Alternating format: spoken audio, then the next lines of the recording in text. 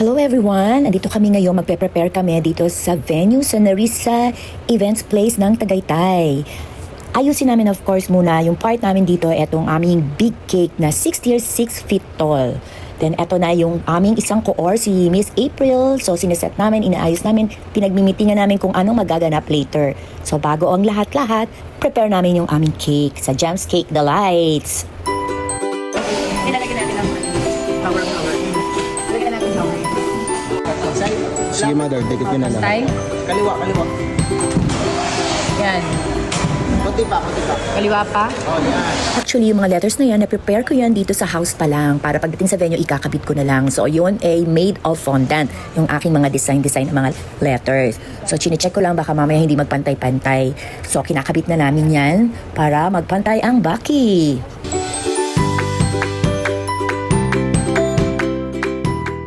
Merong bear ako na malaki sa top, yung pinaka-topper ko. Dito sa pinaka-button ko, meron naman akong bear na maliit din na nakalagay dyan.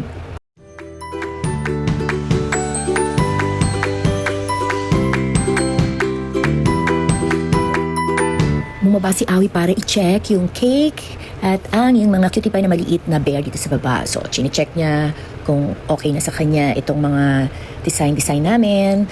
Plus, of course, binaba na rin yung ating mga giveaways. So, in-instruct ko lang sila kung paano kung saan nila ilalagay yung ating mga giveaways na may mga paki-baki din na nakalagay na super cute din. Ang makaka-receive nito, syempre, talagang masisiyahan naman. Ito naman, si Kuya Bang, ito yung aming gallery. So, inaayos pa niya. So, napaprintin kami ng Sintra board na ilalagay namin dito sa may gallery. Hindi, gusto ko yung dalawang malaki dito.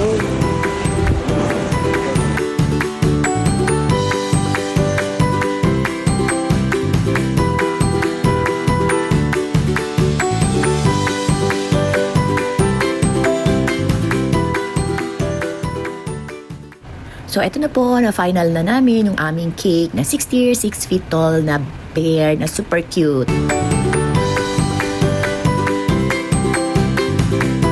Medyo nabigla lang ako kasi halos patapos pa lang kami. Hindi pa namin nasiset up yung mga iba. Biglang nagdatingan na yung mga girls namin.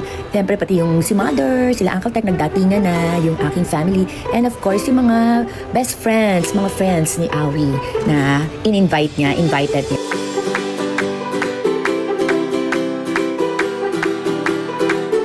Ayan na si Uncle Tek and Tino. Meron pa rin kaming face painting, di ba, na naka-heart kasama sa aming package. Ayan. Kasama pala yan sa package ni Stylist. Kasama sa kanila yan.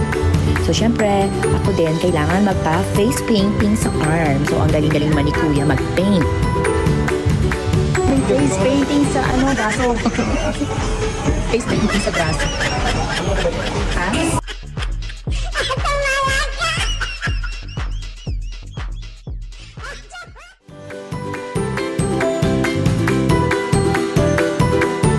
Ayan, ang galing ni Kuya. Ang bilis-bilis niya ginawa. Ayan, ang cute-cute naman mga flowers na yan, Kuya.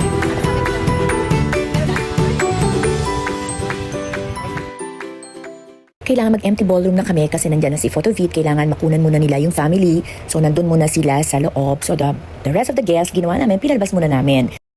Open naman na ang aming mga nachos, yung taho. We have also french fries para mag-enjoy ang mga visitors dito muna sa labas at ang lamig-lamig dito ngayon sa Tagaytay. Ang baby girl na si Aya, gising na din.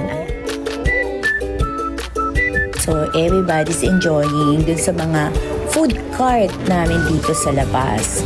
Kahit na malamig ang weather, hindi naman mawawala ang snow cone na ang sarap din na merong syrup, talo talagang pagbibigay ng lamig at ginaw sa amin.